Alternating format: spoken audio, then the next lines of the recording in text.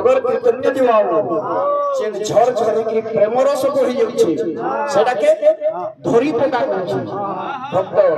अरे झर झर बहे प्रेम धारा झर झर बहे प्रेम धारा झर झर बहे प्रेम धारा झर झर बहे प्रेम धारा हरि बोले नाचे हरि का घर गोरा हरि बोले नाचे हरि का घर गोरा हरि बोले नाचे हरि का घर गोरा हरि बोले नाचे हरि का घर गोरा हरि बोले नाचे हरि का घर गोरा हरि बोले नाचे हरि का घर गोरा हरि बोले नाचे हरि का हरि बोले नाचे हरि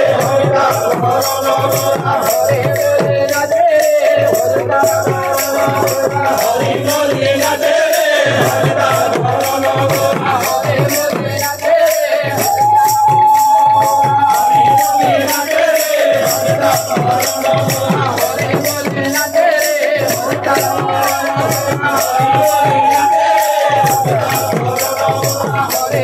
नाचे हरि का हरि बोले नाचे हरि का हरि बोले नाचे